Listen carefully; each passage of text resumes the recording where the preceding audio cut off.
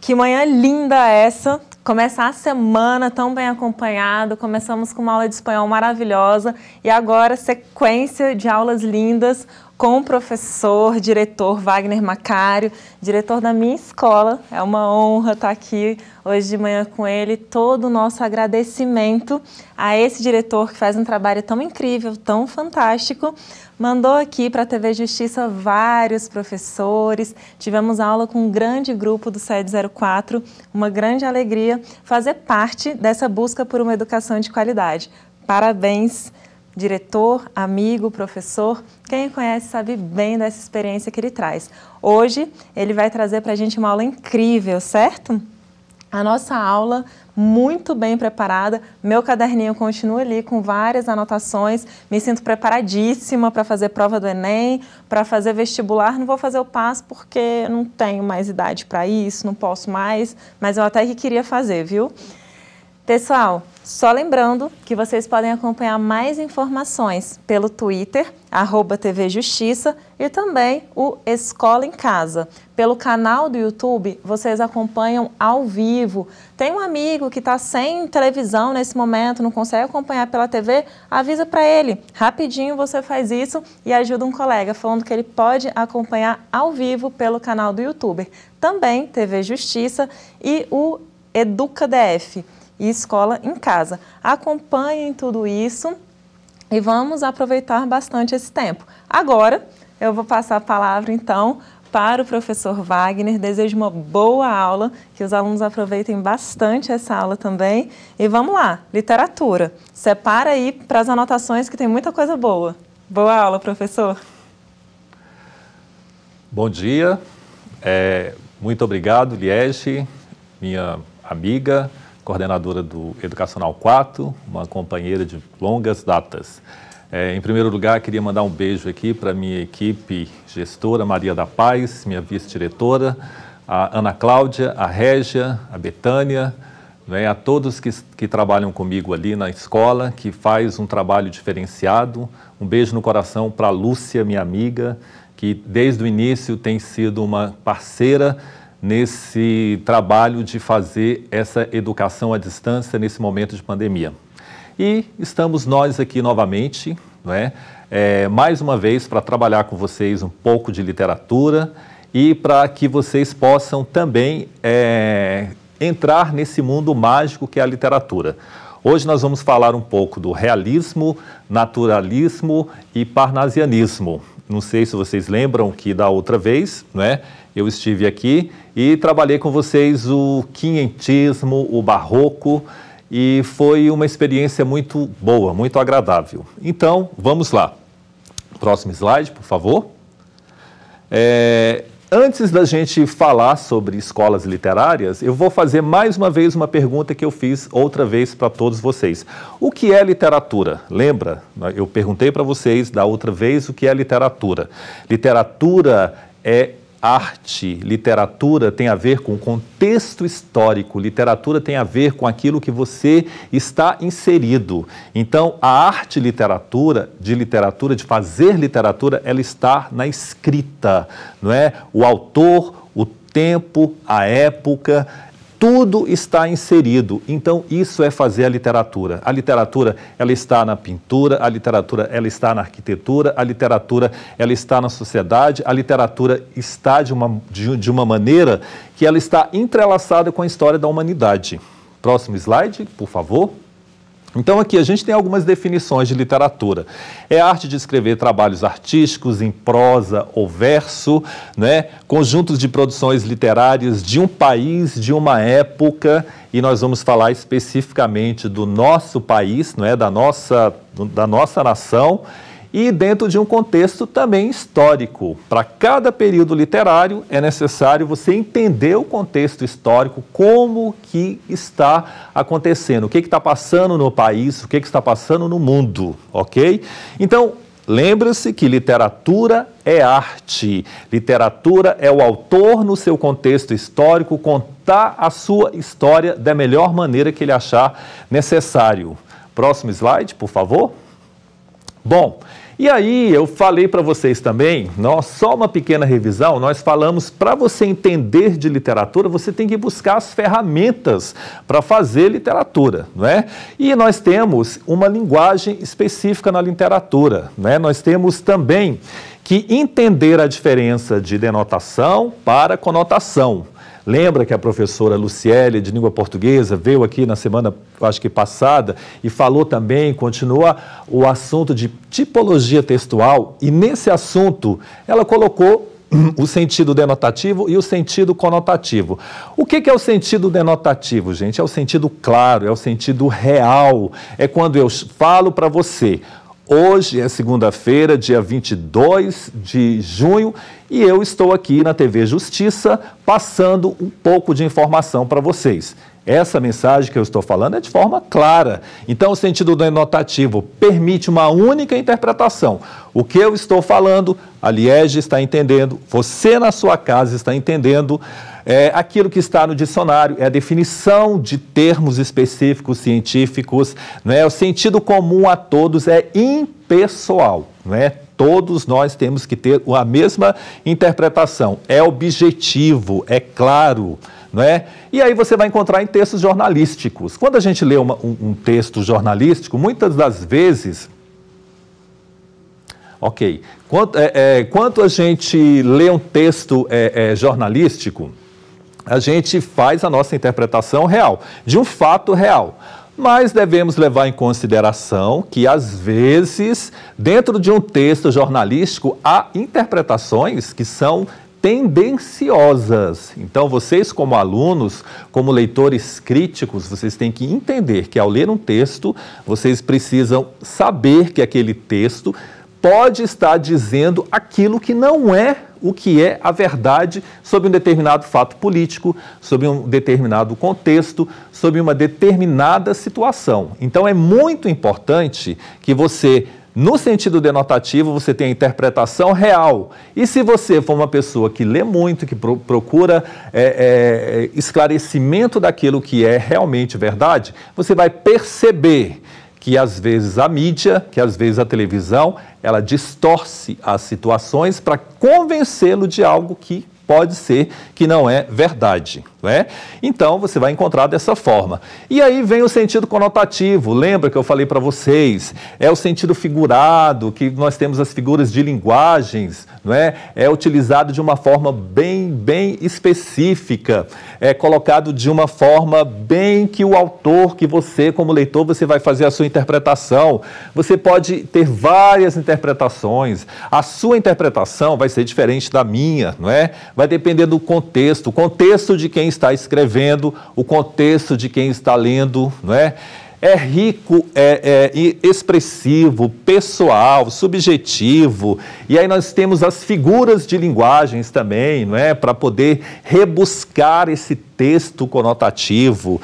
E aí você vai encontrar muito nos textos literários e você vai encontrar também em publicidades e outras, não é? Fontes que vão dar uma conotação subjetiva, pessoal, não é? E que não é diferente daquela que é denotativa. Então, é muito importante você saber a diferença de denotação, conotação e depois, eu vou deixar o meu e-mail, né, para vocês procurar pesquisarem sobre figuras de linguagem também. Próximo, por favor. Bom, e aí eu trouxe alguns exemplos aqui para finalizar. As flores da primavera já apareceram, né? Aqui é o quê? Um exemplo claro, preciso, né, de um exemplo denotativo. Por quê? As flores, elas aparecem na primavera. É uma informação clara. Mulheres são frágeis. Mulheres são frágeis flores. Mulheres são frágeis flores, ou seja, a mulher é delicada, a mulher é sensível, a mulher precisa ser cuidada, a mulher precisa ser protegida. É um sentido conotativo que o poeta está dando a essa interpretação. Os cães ferozes latem muito, ou seja, se você cria de uma forma presa, de uma forma com o objetivo específico, ele vai ter essa função. Aqui nós temos uma denotação. Pobres ladrões, cães da noite perdida e vã. Nessa frase, nessa oração conotativa aqui, nós temos figuras de linguagem. Lembra que nós trabalhamos essas figuras de linguagens também? Pobres ladrões, que antítese. Desde quando que ladrão é pobre? Ele é pobre de espírito, ele é pobre porque é uma pessoa que está fazendo algo que é errado, porque é um adjetivo negativo, não é? É algo ruim. Cães da noite perdida e vã. Desde quando que a noite está perdida e vã? Lembra? Figuras de linguagem que nós trabalhamos na última aula. O seu olhar ilumina toda a esperança eterna. Não é? Mais o sentido conotativo, poético, subjetivo que nós podemos dar a essa oração. Não é? A luz que ilumina o dia é natural, claro, preciso. Não está chovendo, hoje é um dia claro. Meu coração é uma escola de samba. Dependendo da pessoa que você conhece, dependendo da pessoa que você se apaixona, aí o seu coração se transforma mesmo numa escola de samba e você vai ser feliz durante todo aquele período que você estiver amando aquela pessoa. O amor hoje parece fosco. Então, exemplos conotativos que nós utilizamos no dia a dia, no nosso fazer, não é? A língua portuguesa, no nosso fazer a literatura, no nosso fazer a poesia, na nossa forma de comunicar com as outras pessoas. Próximo, por favor. Bom, e aí, agora nós vamos falar sobre um pouquinho, bem rapidamente, sobre estilos de época na literatura brasileira. Na última aula, eu falei para vocês sobre o quinhentismo e literatura de informação. Lembrem que quinhentismo já está dizendo 1500. É considerado literatura? Bom, não é considerado propriamente literatura. Por quê? Porque foram as primeiras impressões que os portugueses tiveram ao vir ao Brasil. Então, o que acontece? Eles vieram ao Brasil e aí viram essa nossa terra vasta, cheias de belezas naturais, com uma população que já vivia aqui. E o que acontece? Eles tiveram a sua descrição. Isso é uma literatura de informação. Então, foram os primeiros textos sobre o nosso país.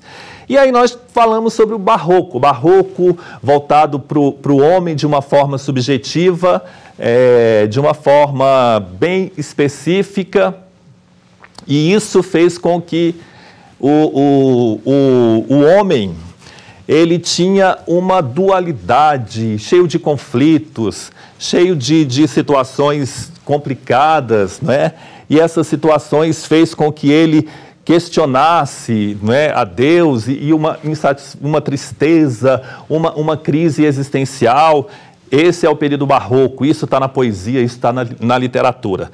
E aí nós temos o arcadismo, né, voltado para um outro período, e o romantismo, que a professora Érica veio aqui e falou para vocês de uma forma muito clara, muito precisa, né? O homem romântico, subjetivo, cheio de paixão pelo mundo, a mulher idealizada, aquela mulher apaixonada, não é? Uma sociedade realmente perfeita, otimista, um nacionalismo pelo país, não é? Uma burguesia onde tudo funciona. Então, essa é a maneira de se ver, de se pensar e de se fazer a literatura no romantismo. Aí, hoje nós vamos nos ater ao realismo, o naturalismo e ao parnasianismo. E depois nós vamos ter aqui o simbolismo, o pré-modernismo, e foi também passado para vocês o modernismo de uma forma muito clara. Eu acho que uns 2 professores vieram aqui e trabalharam as escolas literárias, o período modernista, né? E hoje nós temos uma literatura que é considerada contemporânea. Então, no Brasil, nós temos de 1500 até 1922 e depois começa um período mais atual, não é? Com relação à literatura. Próximo slide, por favor. Bom, e aí vamos falar um pouco sobre o realismo. Com licença. Aqui eu tenho uma foto que é uma foto denotativa dos nossos alunos da educação do MTI, que nós na nossa escola atende a educação do ensino médio de tempo integral. Quero mandar um abraço para todos os alunos, não é? Isso aqui é uma aula onde os meninos vão para uma aula prática. Tenho certeza que todos estão sentindo muita saudade desse período, ok? Então vamos lá, com licença. Próximo slide, por favor. Bom, como eu falei para vocês, para a gente falar sobre uma escola literária, a gente precisa entender o contexto histórico. O que está acontecendo nesse período? Por que os autores vão escrever com determinadas características? Por que eles vão ter um pensamento onde as obras vão estar voltadas para determinadas formas de pensar, determinadas formas de você colocar a literatura, as obras, os personagens. Então, tudo tem a ver com o contexto histórico. Houve, nesse período, uma evolução industrial, não é? O Brasil está deixando de ser uma monarquia e passa a ser uma república. As pessoas estão vivendo um momento mais de independência, de pensar por si próprio, de questionar o mundo, o Brasil, aquilo que está passando. O Brasil vive uma questão realmente de industrialização muito forte nesse período. Ao mesmo tempo, você tem a abolição da escravatura, você tem as pessoas buscando outras formas e outros objetivos de ter a sua vida, não é? E de correr atrás daquilo que elas acham que é realmente o melhor. E aí você tem a evolução industrial, você tem em 1889 foi proclamada a República pelo Partido Burguês. Então, assim, você sai de uma forma política e vai para outra achando que aquilo vai mudar completamente e que as coisas vão fluir, não é? E que o Brasil vai ter sucesso daqui para frente. Próximo slide, por favor. E dentro disso, nesse contexto histórico, não é, do realismo, existe uma corrente que chegada à França, que é o positivismo. Era uma corrente filosófica que tinha como fundamento analisar a realidade.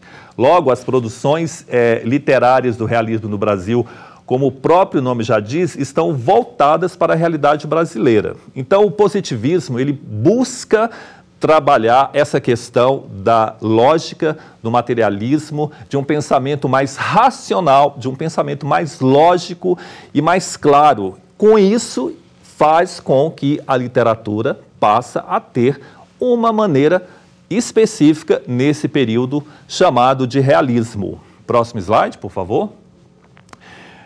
Foi um movimento que trouxe grandes transformações e novidades, não é? Diferente do romantismo, onde o homem tinha uma visão subjetiva da mulher amada, idealizada, não é? Pessoal, individualizada, muito individualizada. Aqui as coisas vão mudar, a situação vai ser outra, a forma de pensar vai ser totalmente diferente. É bom lembrar, é bom falar, reforçar para vocês que as escolas literárias, sempre uma é antítese à outra, uma vai em oposição à outra, busca fazer aquilo de forma diferente. Não, chega, não dá mais, não está certo, vamos fazer uma outra, de outra maneira, de outra forma, não é? E aí você vai encontrar os textos realistas também em textos jornalísticos, literários. Você vai ter um autor específico, que eu vou falar dele um pouco aqui daqui a pouco, um autor muito especial, que para mim ele é a cara do realismo. Próximo slide, por favor. O realismo, ele existe há um bom tempo, não é? Ele foi assim, quando você estava finalizando o período romântico no Brasil, o realismo ele trouxe a sua vertente através justamente de textos jornalísticos, de interpretações, de crônicas, de determinadas figuras que fizeram com que ele fosse uma escola literária tão importante e tão rica e tão crítica como foi no nosso país, não é? E em 1881, nós tivemos uma obra, nós tivemos um autor com uma obra, e esse autor, com essa obra, foi o marco do início do realismo no Brasil. Ou seja, todo mundo ou já ouviu falar, ou já leu, não é? Ou já viu o filme Memórias Póstumas de Brás Cuba, de Machado de Assis. Então, e O Mulato, de Aloysio Azevedo. Mas o realismo, Memórias Póstumas de Brás Cubas, Aloysio Azevedo, ele vai ser o naturalista, não é? Ele vai dar o pontapé inicial, eu vou falar daqui a pouco, para não ficar repetitivo, mas para vocês lembrarem, com a obra O Mulato. Mas Memórias Póstumas de Brás Cubas é uma das obras do Machado de Assis das mais interessantes. Por quê? É a história de um defunto, né? Ele já não está mais aqui, onde ele vai fazer, através de uma autobiografia, as suas memórias. Era rico, ele tinha tudo, no Rio de Janeiro, né? Ele era daquela sociedade, vivia no bem bom, onde o Brasil tinha ali os escravos, as pessoas passando necessidade, passando dificuldade, e ele faz uma avaliação da sua vida de uma forma onde o autor consegue falar com o leitor, né, e dar a sua opinião e fazer várias digressões e usar a metalinguística, que é muito específica do Machado de Assis, que é o grande representante do realismo. Realismo versus Machado de Assis praticamente é a mesma coisa. Então, Memórias Póstumas de Brás Cubas é uma ironia, é uma crítica a uma sociedade burguesa, a uma sociedade hipócrita que teve no nosso país, no nosso Brasil, e ele utilizou essa obra para dar impulso ao realismo no nosso país. Próximo, por favor. Bom, e assim, Machado de Assis foi tão importante, foi tão fundamental, que ele fez com que fundasse a Academia Brasileira de Letras, não é? Aí ele foi, assim, o cara, não é? Eu posso dizer para vocês o seguinte, para vocês alunos, vocês podem estar questionando, poxa, eu estou tendo que ver essas aulas na TV Justiça, a partir de hoje eu vou ter que acessar o Google Sala de Aula, eu vou ter que procurar fazer as atividades, não é? Mas a minha vida, eu preciso fazer um estágio, eu tenho que correr atrás de um trabalho. Machado de Assis, ele era pobre, ele nasceu, né, pobre, era negro, era gago, era epilético. Ele nasceu numa favela no Rio de Janeiro, imagine aí você nos anos de 1880 e alguma coisa aí, né, nesse período onde o racismo era muito forte, essa situação social era muito crítica. Uma pessoa negra, epilética e gaga, ele consegue superar as adversidades. E ele falou, eu acho que ele deve ter falado para ele mesmo, eu vou vencer, eu vou ser um vencedor, eu vou ser alguém na vida. Aos 2 anos ele falou, aos 3 anos ele já sabia ler, e ele foi um autodidata. Claro que ele teve ajuda de pessoas, não é, abastardas na época, que fez com que ele pulasse algumas etapas e corresse atrás dos seus objetivos. Então, meus queridos alunos e alunas, o que eu falo para vocês é que, mesmo numa pandemia, mesmo a gente vivendo uma situação tão difícil como a nossa, vocês podem se superar, vocês podem pegar esse conteúdo, essa situação que eu estou passando aqui, e estudarem para o PAS, estudarem para o Enem e fazer a diferença. Então, Machado de Assis fez a diferença. Ele faz parte da nossa história, ele é um patrimônio nacional. E as suas obras, então, 3 obras dele são fundamentais e vocês precisam ler. Leiam essa obra. Próximo slide, por favor. E aí nós temos as principais características. Como toda escola literária, nós vamos ter as principais características dessa escola literária. Bom, principal característica, objetivismo. Lembre-se, o realismo é uma antítese ao romantismo. No romantismo, a professora Érica, lá do Educacional 4, falou para vocês do subjetivismo do romantismo, né? O homem romântico, apaixonado. Poxa, Wagner, mas professor, você falou que você também é um romântico, você é um apaixonado? Sim, mas aqui nós estamos falando de um período que a gente tem que especificar de uma forma real. Objetivismo, as obras com descrições e adjetivações, né, bem claras, bem objetivas, uma linguagem culta e direta, você vai encontrar nas obras, né, principalmente do nosso querido Machado de Assis. A mulher aqui, ela não é idealizada, a mulher aqui, ela é real, ela é de carne e osso. Essa mulher, ela trai, essa mulher é adúltera, essa mulher é fraca, essa mulher não é a heroína idealizada dos românticos, é a mulher da vida real, é a mulher com que você convive, não é, no seu dia a dia, é a mulher que tem as suas fraquezas. Isso, na época romântica, era inviável, um absurdo, mas nós estamos falando do realismo. Amor e outros sentimentos subordinados aos interesses sociais. Aqui você tem os arranjos sociais. Aqui você tem os arranjos sociais. E nesses arranjos sociais você tem o quê?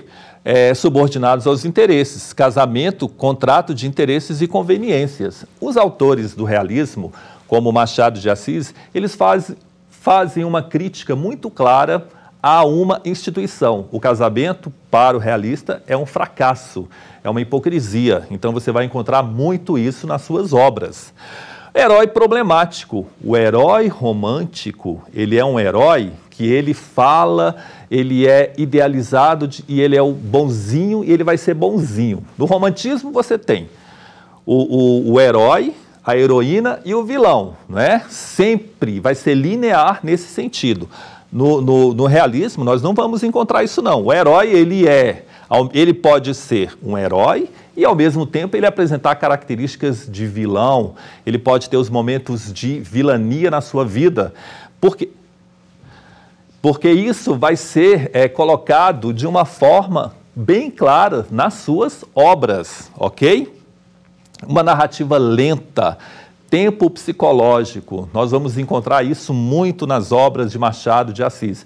Por que uma narrativa lenta? Porque o autor realista, ele quer passar para todos vocês que ele quer que você conheça detalhadamente o personagem. Ele quer que você entenda o contexto, a situação que está acontecendo. Ele quer que você entre dentro do personagem, que você compreenda o que motivou aquele personagem a fazer aquilo, não é? O que levou aquele personagem a tomar aquela decisão. É uma narrativa que geralmente é em primeira pessoa, você vai encontrar isso numa obra específica de Machado de Assis, não é? Dom Casmurro, a história de Bentinho, que nós vamos falar daqui a pouco. E nós temos universalismo. Qualquer história do realismo, personagem, é universal. Você vai se enquadrar, porque está falando de um contexto geral, de um contexto que vai ser útil a todos. Então, essas são as principais características do realismo. Próximo slide, por favor. Bom, e aí nós temos os principais autores e obras, não é? O grande Machado de Assis, como eu falei, teve a Cartomante, o Alienista, Memórias Póstumas de Brás Cubas, né? Raul Pompeia, que eu considero ele sendo um grande naturalista, né? Ele está mais para o naturalismo que para o realismo. Aloysio Azevedo, que também é o grande representante do naturalismo, o Cortiço com o Mulato, Inglês de Souza, próximo, por favor. Próximo. Adolfo Caminha, Honoré Balzac com a Comédia Humana, e aí Gustave Flaubert, Madame Bovary. Madame Bovary, esse livro, ele foi importante no realismo, né, na Europa, porque retrata uma mulher que tem tudo e ela tem um vazio existencial, ela vive uma crise, foi muito criticado, tem uma questão de adultério envolvido nesse livro. Então, assim, totalmente diferente daquela escola literária vigente que era o romantismo. O nosso querido Eça de Queiroz, né, o português com o crime do Padre Amaro, do Padre Amaro, primo Basílio. Então, Eça de Queiroz, para os portugueses, é o nosso Machado de Assis. Assim como, né, tem eles se tornaram grandes amigos. Antero de Quental, Guerra Junqueira. Próximo slide, por favor. Mas vamos falar novamente aqui do nosso querido Machado de Assis. Ele trouxe questões para a gente muito importantes na sua obra. Machado de Assis era um pessimista, muito pessimista. Esse pessimismo nós vamos encontrar, né, nas Memórias Póstumas de Brás Cubas, onde quando ele faz essa biografia, ele faz essa reflexão e ele vê que o personagem, né, ele tinha tudo. Ele era branco, ele era da sociedade, o pai dele tinha dinheiro, mas ele se envolveu com algumas mulheres, dentre elas uma prostituta, e ele não foi feliz nessa relação. Na outra, ele também viu que não era o amor da vida dele, e aí ele vai fazendo as avaliações, ou seja, ele morre aos 64 anos, né? E aí, quando ele vai finalizando, ele percebe que, poxa, que vida que eu tive, não é? Que porcaria de vida que eu tive. Mas uma coisa eu venci. Eu não tive filhos. Quando ele diz isso, Machado de Assis está fazendo uma crítica à sociedade. Quando ele fala que não teve filhos, ele não quis deixar mais para a sociedade produzir mais pessoas hipócritas, mais pessoas egoístas, mais pessoas com uma visão ruim que era aquilo que ele tinha do mundo. Então, o realismo tem isso, né? Machado de Assis, pessimista, irônico, né? Extremamente inteligente, crítico, a sua ironia muito refinada, e ele foi, assim, muito importante para a nossa literatura, e até hoje ele é uma pessoa de respeito. Tanto que na semana passada houve uma reportagem do New York Times, onde eles estão fazendo uma adaptação de Dom Casmurro e fazendo uma leitura crítica e uma análise profunda da obra e da importância do nosso grande Machado de Assis. Próximo slide, por favor. E aí as principais obras, não é, que nós temos do nosso querido Machado de Assis: Crisálidas, A Mão e a Luva, Yaya Garcias, Memórias Póstumas de Brás Cubas, Quincas Borba, Dom Casmurro, Isaú e Jacó, né? Então a gente pode falar aqui de Memórias Póstumas de Brás Cubas, Quincas Borba e Dom Casmurro como sendo a tríade do Machado de Assis, essas três obras, não é? E é interessante que Quincas Borba, ele vai estar na Memórias Póstumas de Brás Cubas. E Dom Casmurro, gente, é um clássico. Dom Casmurro aqui, quem não leu Dom Casmurro? Então, se você não leu, leia. Quem já ouviu falar da Capitu? Vocês já ouviram falar da Capitu? Com a dúvida cruel: traiu ou não traiu? Então, gente, Capitu, olha, falando rapidamente aqui dessa obra magnífica que até hoje é ovacionada, né? Dom Casmurro. Nós temos a história de Bentinho. Bentinho, a mãe de Bentinho, a Dona Glória, prometeu Bentinho para que ele ia ser padre, né? Ele foi para um seminário. Mas Bentinho tinha uma vizinha muito bonita, não é, a Capitu, e ele era apaixonado por essa vizinha desde da infância.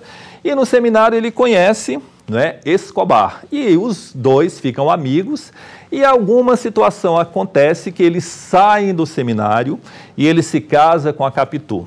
E o Escobar também se casa e tem uma outra esposa. E parece que tudo está feliz. Nossa, professor, o senhor está falando aí do romantismo? Não, eu não estou falando do romantismo, eu estou falando do realismo. O que vai acontecer aqui é que Capitu e Bentinho têm um filho, e aí esse filho nasce e cresce, e vai crescendo e fica muito parecido com Escobar. E aí o Bentinho, acontece uma tragédia, Escobar acaba se acidentando, e com isso, na hora do enterro, né, lá, a Capitu chorando, o Bentinho acha que ele está sendo traído. Mas o que o autor deixa aqui subentendido, porque o livro é narrado em primeira pessoa, isso é a biografia do próprio Bentinho, é ele falando, né? é se traiu ou não. Nós não temos essa certeza até hoje. Então, isso é a obra de Machado de Assis. Próximo, por favor.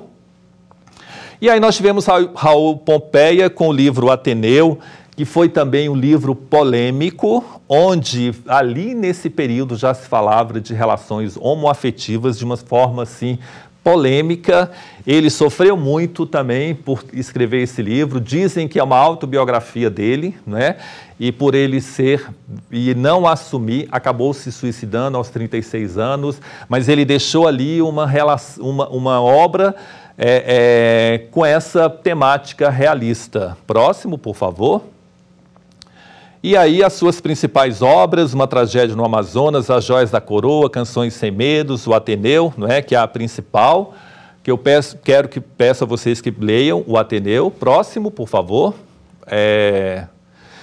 E aqui, em Memórias Póstumas de Brás Cubas, nós temos um pouco da sua escrita. Eu vou ler só esse trecho, porque nós ainda temos que falar do naturalismo e do parnasianismo.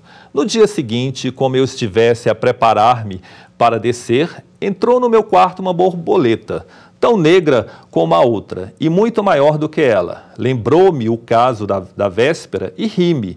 Entrei logo a pensar na filha de Dona Eusébia, no susto que tivera e na dignidade que, apesar dele, soube conservar. Próximo. A borboleta, depois de esvoaçar muito em torno de mim, pousou-me na testa, sacudia, ela foi pousar na vidraça, e porque eu sacudisse de novo, saiu dali e veio parar em cima de um velho retrato de meu pai. Era negra como a noite, o gesto brando com que, uma vez posta, começou a mover as asas. Tinha um certo escarninho que me aborreceu muito. Ele está falando aqui de uma situação que a gente acontece. Você está lendo alguma coisa, vem um inseto, você vai lá e mata. Ele é detalhista, descritivo. Isso é uma característica dos autores realistas. Próximo, por favor. Próximo slide.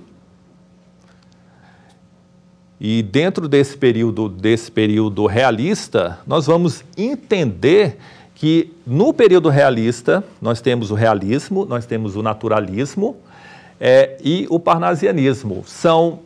Eu posso dizer que o naturalismo é uma extensão do realismo. Vamos dizer, é um realismo exagerado, exacerbado. Próximo slide, por favor.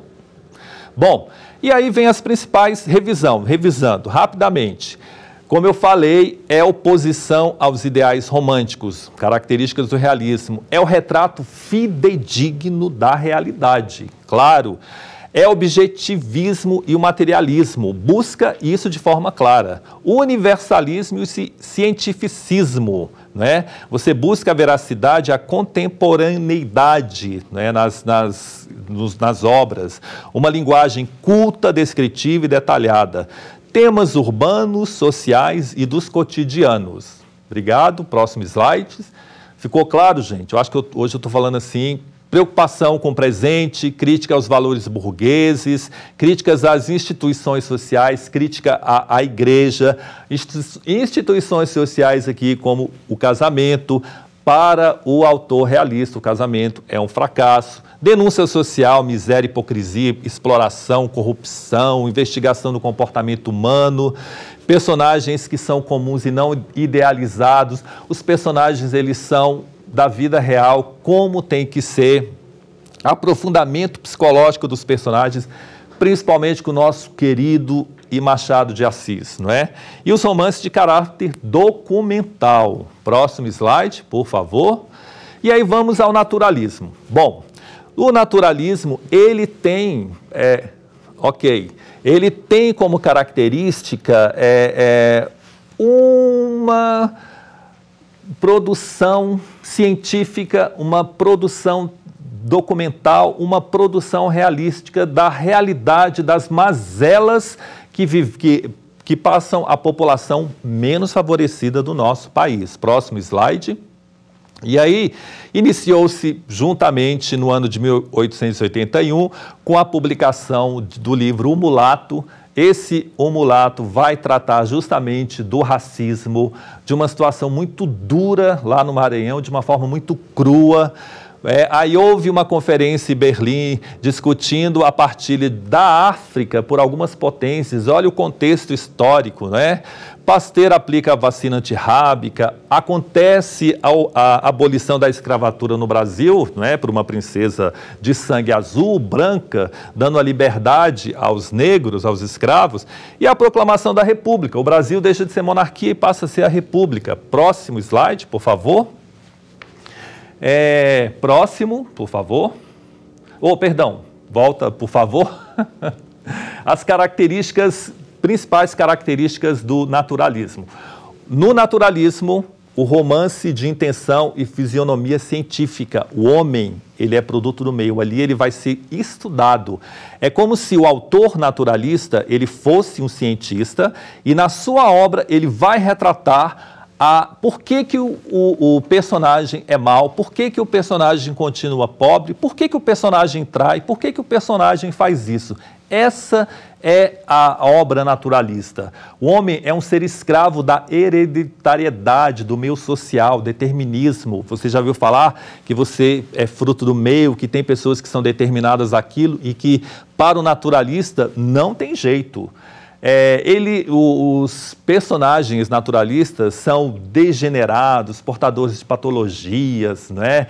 Taras e vícios, e aí você vai ter o feio, você vai ter o aleijado, você vai ter o estranho, porque isso é uma característica de acordo com o que eles estavam abordando. Próximo, por favor. Determinismo, né? Lei, causa, consequência, ou seja, tudo está determinado nessas teorias filosóficas, não é? Científicas desse período. Zoomorfismo, isso aqui é muito forte. O homem, né? A aproximação do homem às características animalescas, ou seja, o homem é um animal que age a partir do seu instinto. Tem trechos do livro Curtis que parece que você está descrevendo, um cão, um cavalo, uma vaca e não uma pessoa. Positivismo, conhecimento científico é verdadeiro. Aqui não tem catolicismo, espiritismo, não é? Protestantismo, não existe religião para o autor naturalista. Próximo. Evolucionismo, não é? A mesma coisa. Objetivismo em personalidade, retrato dos marginalizados, ou seja, enquanto que no realismo busca-se retratar a burguesia, o autor naturalista vai retratar os marginalizados, aqueles que vivem na favela, os excluídos, não é?